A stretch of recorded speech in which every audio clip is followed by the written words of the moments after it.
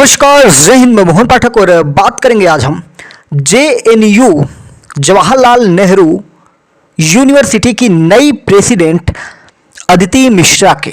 अदिति मिश्रा है कौन और चर्चा का विषय क्यों बनी है? और आपको पता ही है कि JNU एक ऐसा स्थान है जहां से देश को बड़े बड़े लोग प्राप्त हुए, देश को बड़ी बड़ी नामचीन हस्तियां प्राप्त हुई, लेकिन देश में कई प्रकार से वहाँ से कंट्रोवर्सी भी निकल के आई और JNU के अंदर भारत तेरे टुकड़े होंगे, इंशा अल्लाह जैसे नारे भी कभी गूंजे थे। और उसी तरह से अदिति मिश्रा नाम सुनकर आप गलत धारणा अपने मन में मत बनाइएगा। साइकोलॉजी की भाषा में कहे तो पूर्वाग्रह मत बनाइएगा कि अदिति मिश्रा यानी कि उनकी जाति ब्राह्मण से है, पंडित जी हैं, तो क्या वो सनातनी है या वेदों की तरफ हैं या वेदों की वो ले चलने वाली हैं? तो आपको ये कहानी जाननी चाहिए, उनके बारे में समझना चाहिए। वैसे बता दें कि अदिति मिश्रा जो कि एक ब्राह्मण है, लेकिन ब्राह्मणवाद से काफ़ी दूर नजर आती हैं और JNU में इसीलिए शायद उनको अध्यक्ष बनने में काफ़ी मदद मिली है। बता दें कि वाराणसी से इनका बड़ा नाता है, काशी की हैं, बनारस की हैं और बनारस हिंदू यूनिवर्सिटी से इन्होंने अपनी पॉलिटिकल करियर की शुरुआत की थी। बनारस में हुआ क्या था, क्या मामला था, वो भी आपको हम बताएंगे कि कैसे बनारस में उन्होंने महिलाओं के अधिकारों को लेकर एक आंदोलन छेड़ा था और जिस आंदोलन ने उन्हें आज JNU के प्रेसिडेंट पद तक पहुंचा दिया है। अदिति मिश्रा के बारे में जानने से पहले आपको बता दें कि MPS हिंदी पर आप नए हैं तो चैनल को सब्सक्राइब कर लीजिए daily current affairs news analysis के लिए। आपको बता दें कि अदिति मिश्रा उत्तर प्रदेश, हाँ वही उत्तर प्रदेश जहाँ के जिस सूबे के मुखिया हैं योगी आदित्यनाथ, वहीं के वाराणसी को भी आप नाम सुना आपको लग रहा होगा ना कि अभी 2 दिन पहले ही वहाँ पे 5 वंदे भारत ट्रेनों का संचालन प्रधानमंत्री नरेंद्र मोदी के द्वारा वहाँ से उद्घाटन किया गया। ठीक है, संचालन नहीं, उद्घाटन किया गया। तो उसी वाराणसी से ये बिलोंग करती हैं, वहाँ की रहने वाली हैं और उन्होंने अपनी पूरी शिक्षा, स्कूली शिक्षा पूरी वहीं से की है। 2017 में जब अदिति बनारस हिंदू यूनिवर्सिटी में ग्रेजुएशन करने गई थी तब उन्होंने वहाँ पे एक मुद्दा उठाया, क्योंकि वहाँ पे महिला हॉस्टल में कर्फ्यू लग जाता था और उसके खिलाफ उन्होंने आंदोलन लिया, क्योंकि वहाँ पे महिलाओं को कुछ पाबंदियाँ थीं जिन पाबंदियों के खिलाफ उन्होंने आवाज़ उठाई। इसके बाद 2018 में अदिति ने पांडिचेरी विश्वविद्यालय में दाखिला ले लिया।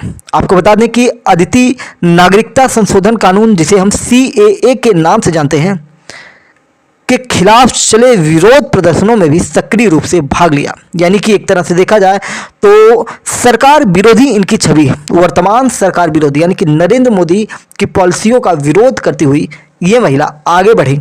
अब इनकी जाति से इन्हें फर्क नहीं पड़ने वाला है, ये ब्राह्मण हैं तो इन्हें ये नहीं फर्क पड़ता कि हमें BJP को सपोर्ट करना है, क्योंकि यहाँ इनकी अपनी जो विचारधारा है वो आपको समझनी पड़ेगी, क्योंकि अदिति मिश्रा की विचारधारा कुछ अलग है।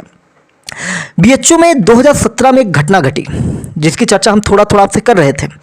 1 सितंबर 2017 की रात को एक छात्रा ने आरोप लगाया कि बाइक सवार कुछ युवकों ने कैंपस के अंदर उनके साथ बदतमीजी की, और हमने ये स्टोरी भी उस समय कवर की थी, क्योंकि मैं BHU से घूम के उस समय आया था और जब मैं आया था उसी के कुछ दिनों बाद ही वहाँ पे कुछ घटनाएं घटी थी। शायद ऐसी घटनाएं बार घट रही थीं, लेकिन कोई आवाज़ उठाने वाला नहीं था।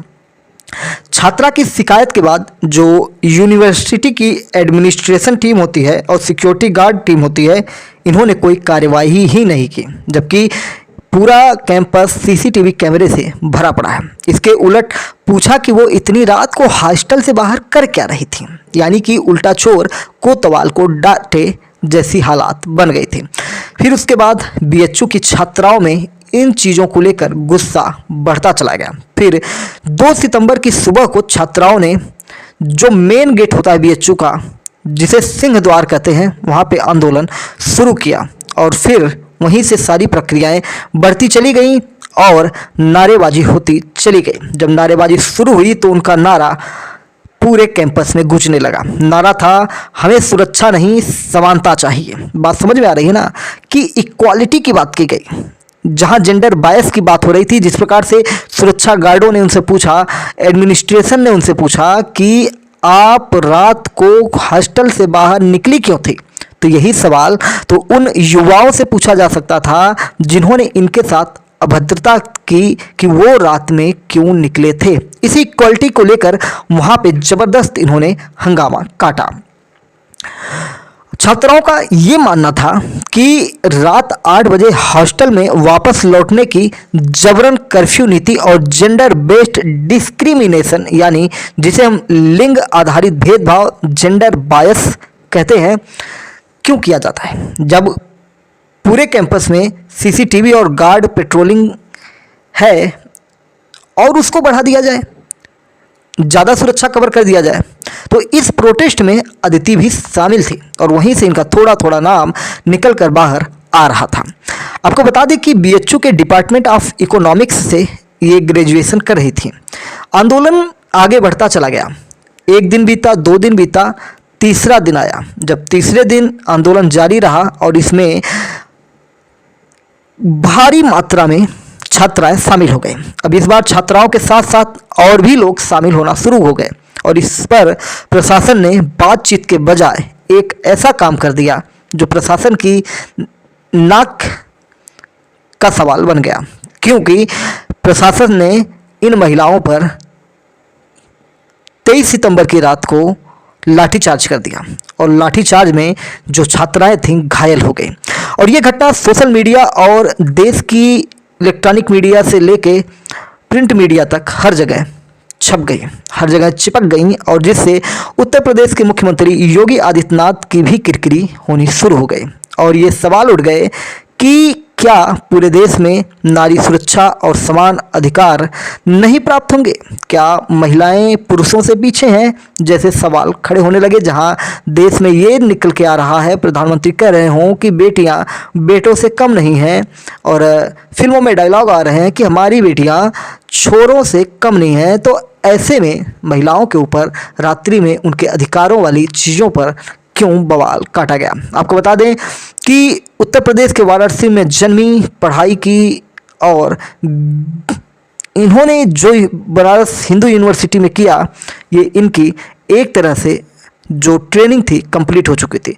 पुडुचेरी यूनिवर्सिटी से जब इन्होंने मास्टर डिग्री किया था तब भी वहाँ पर ये काफ़ी सक्रिय रूप से रही थी। इनकी शिक्षा की बात करें तो इन्होंने जेएनयू के स्कूल ऑफ इंटरनेशनल स्टडीज, जिसे हम SIS कहते हैं, वहाँ से PhD स्कॉलर की थी। आपको बता दें कि 2024 में अदिति इंटरनल कमेटी, जिसे IC कहते हैं, की रिप्रेजेंटेटिव चुनी गई। उन्होंने PhD वर्ग के स्टूडेंट के प्रतिनिधि के रूप में उनको चुन लिया गया था। अपने कार्यकाल में अदिति ने IC को जवाबदेह और स्टूडेंट के लिए एक्सेसिबल बनाने के लिए काम किया। उनके प्रयासों के चलते IC में एक सीट किसी भी लिंग पहचान यानी कि एनी जेंडर आइडेंटिटी के छात्र के लिए उपलब्ध है। अब आपको बता दें कि ये जो इंक्लूसिव जेंडर सेंसिटाइजेशन यानी समावेशी लैंगिक संवेदीकरण की दिशा है, उसके लिए एक महत्वपूर्ण कदम के रूप में देखा गया और इससे लोगों की निगाहें इन पर टिकी। यूनिवर्सिटी में इंटरनल कमेटी का गठन student welfare, academic environment, discipline और जेंडर सेंसिटिविटी जैसे मुद्दों पर स्टूडेंट का पार्टिसिपेशन सुनिश्चित करने के लिए किया जाता है। आपको बता दें कि जेएनयू का जो चुनाव था इतना आसान नहीं था। जेएनयू में जो लेफ्ट पॉलिटिक्स होती है वो मज़ेदार होती है, देखने लायक होती है और ये चर्चा का विषय भी बनती है। और जो लेफ्ट पॉलिटिक्स है काफ़ी जेएनयू में भारी पड़ती है। लेफ्टिस्ट जिसे कहते हैं वो जेएनयू में भारी पड़ जाते हैं, क्योंकि लेफ्टिस्टों का अगर हम देखें तो कांग्रेस को इनका समर्थन रहता है, यानी कि गैर भाजपाई जितनी भी पार्टियां लगभग लेफ्ट या लेफ्टिस्ट को समर्थन करती है।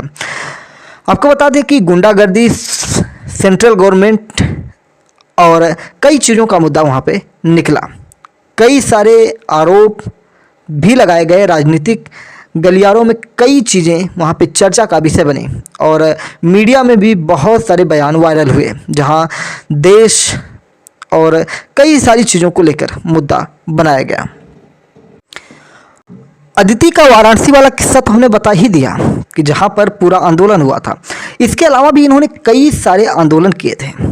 2018 में अदिति ने पांडिचेरी विश्वविद्यालय में दाखिला लिया। वहां उन्होंने हिंदुत्व विचारधारा को फैलाने और भगवाकरण के खिलाफ अपनी आवाज बुलंद की, यानी कि उन्होंने सनातन परंपरा के ऊपर उंगलियां उठाई। उन्होंने विश्वविद्यालय के कुलपति के कार्यालय का घेराव भी किया था। इसी तरह 2019 में विश्वविद्यालय प्रशासन ने फीस में काफ़ी बढ़ोतरी कर दी। इसके विरोध में छात्रों ने मिलकर प्रशासनिक भवन को बंद कर दिया। इस आंदोलन में अदिति सबसे आगे थी। उन्होंने सिर्फ फीस वृद्धि के खिलाफ ही नहीं बल्कि CAA जो था उसके खिलाफ भी उन्होंने आंदोलन किया। 2020 में जब CAA के खिलाफ आंदोलन तेज हुए तब अदिति ने समाज के जरूरतमंद और पिछड़े तबकों के छात्रों के अधिकारों के लिए भी आवाज उठाई थी। JNU में जो चुनाव हुआ ये इतना आसान नहीं था। आपको बता दें कि JNU के चुनाव में, उसका डिटेल आप देखिए कि JNU के चुनाव में हुआ क्या। इस चुनाव में लेफ्ट यूनिटी ने सभी 4 प्रमुख पदों पर शानदार जीत हासिल की। अध्यक्ष, उपाध्यक्ष, महासचिव और संयुक्त सचिव, चारों पदों पर जो महत्वपूर्ण पद हैं सभी पदों पर लेफ्ट यूनिटी का कब्जा हुआ। और इस जीत ने यह साबित कर दिया कि JNU में वामपंथी विचारा यानी कि लेफ्टिस्ट विचारधारा का दबदबा कायम है और ABVP को हराया है इन्होंने। 9043 छात्रों ने वोट देने के योग्य अधिकार थे और जिसमें से 67% मतदान हुआ, जो छात्रों की राजनीतिक जागरूकता को दर्शाता है। यह नतीजा JNU के राजनीतिक माहौल को एक बार फिर से लाल रंग में रंग गया और फिर जब जीत हुई तो लाल रंग वाला नारा भी लगा। लेफ्ट यूनिटी की जीत का अंतर काफ़ी महत्वपूर्ण रहा। अध्यक्ष पद के लिए लेफ्ट यूनिटी की उम्मीदवार अदिति मिश्रा ने 1861 वोट हासिल किए। उन्होंने ABVP के विकास पटेल को हराया जिन्हें 1447 वोट मिले थे। वहीं उपाध्यक्ष पद पर के गोपिका ने 2966 वोटों से बड़ी जीत दर्ज की। उन्होंने ABVP की तान्या कुमारी को पीछे छोड़ा जिन्हें 1730 वोट मिले थे। उसी तरह महासचिव पद पर सुनील यादव ने ABVP के राजेश्वर कांत दुबे को हरा दिया। संयुक्त सचिव पद पर दानिश अली ने 1991 वोट प्राप्त कर लेफ्ट यूनिटी की क्लीन स्वीप पूरी की। उन्होंने ABVP के अनुज दमारा को हराया जिन्हें 1762 वोट मिले। यानी कि ये जीत एक ऐसी जीत थी जिसको लेकर कई राजनीतिक विश्लेषक ये कह रहे थे कि इसका असर बिहार चुनाव में भी पड़ सकता है। फिलहाल अब तो देखने वाली बात होगी कि बिहार चुनाव में इसका असर क्या पड़ेगा। जीत के बाद माहौल हुआ। दिल्ली के आसमान के नीचे लाल झंडे लहराते नजर आए। यह साफ हो गया कि JNU में लेफ्ट का दबदबा सिर्फ इतिहास नहीं बल्कि यह लगातार विकसित हो रहा है, बदल रहा है और प्रेरित कर रहा है कि 2025 का यह फैसला सिर्फ यह नहीं बताता कि छात्र संघ का नेतृत्व कौन करेगा, बल्कि यह भी बताता है कि JNU भारत की अकादमिक और राजनीतिक चेतना की बड़ी कहानी में क्या प्रतीक है। अंत में JNU-SU चुनावों ने एक जानी पहचानी सच्चाई को फिर से साबित किया कि JNU में राजनीति सिर्फ वोट तक सीमित नहीं है। यह हर बहस में, हर नारे में और हर उस छात्र में जीवित है जो सवाल पूछने की हिम्मत करता है। और अलग अलग विचारधाराएं, अलग अलग तरह के लोग यहाँ पे अपने अधिकारों के लिए लड़ते हुए नजर आते हैं। JNU के अगर हम कुछ पिछले जो अध्यक्ष हैं उनकी बात करें तो इसमें कई सारे अध्यक्ष आपको देखने को मिलेंगे, जिसमें वी लेनिन कुमार DSF से थे, अकबर चौधरी AISA से थे, आशुतोष कुमार AISA से थे, कन्हैया कुमार AISF से थे और मोहित पांडे AISA जो यूनाइटेड लेफ्ट होता है। Geeta Kumari AISA United left से थी। एक साई बालाजी AISA से थे, यूनाइटेड लेफ्ट। वहीं IC Ghosh SFI United left, Dhananjay AISA United left, Nitish Kumar AISA United left. तो ये पिछले 10 प्रेसिडेंट थे और जो कहीं ना कहीं ये साबित करते हैं कि लेफ्ट का दबदबा कायम है। अदिति का जो बयान है वो काफ़ी चर्चा में रहा, क्योंकि आपको बता दें कि ऑल इंडिया स्टूडेंट एसोसिएशन ने अदिति को JNU-SU इलेक्शन 2025 में लेफ्ट यूनिटी पैनल के प्रेसिडेंट पोस्ट पर चुनाव में उतारा था और इसमें इन्होंने जीत भी हासिल की। और आपको बता दें कि अदिति ने अपने प्रेसिडेंशियल स्पीच में मोदी है तो मुमकिन है जुमले पर तंज भी कसा था, यानी कि प्रधानमंत्री नरेंद्र मोदी का विरोध भी किया। उन्होंने कहा कि चीफ जस्टिस पर जूते चलाने के मुद्दे को क्यों नहीं उठाया गया। उन्होंने इस बात की चर्चा की अपने स्पीच में और कहा कि जब से मोदी सरकार सत्ता में आई है तब से दलितों पर अत्याचार बढ़ता ही जा रहा है। उन्होंने ऊना, सबीरपुर और हरिओम वाल्मीकि का जिक्र करते हुए कहा कि जेएनयू में बाबा का नहीं, बाबा साहब का राज चलेगा। साल 1975 में पहली बार Jawaharlal Nehru university students union का चुनाव हुआ था और जेएनयूएसयू के पहले अध्यक्ष स्टूडेंट फेडरेशन ऑफ इंडिया यानी एसएफआई से डीपी त्रिपाठी बने थे। इसके बाद 1976 से 77 में एसएफआई से प्रकाश करात और सीताराम येचुरी जेएनयूएसयू के प्रेसिडेंट बने। दोनों अलग आगे चलकर सीपीआईएम के जनरल सेक्रेटरी भी रहे थे। तो इस प्रकार से हमने पूरी कहानी जाना कि कैसे अदिति मिश्रा ने अपना चुनाव जीता, वाराणसी से निकलकर जेएनयू की उस प्रतिष्ठित संस्था में अपना परचम लहरा दिया। खैर, उनके विचार अलग हो सकते हैं, उनकी बोलने की शैली अलग हो सकती है, उनकी हर वो चीज़ें अलग हो सकती हैं जो लोगों से अलग बनाती है, और जब लोग लोगों से अलग होते हैं ना, तभी वो कुछ इतिहास रचते हैं।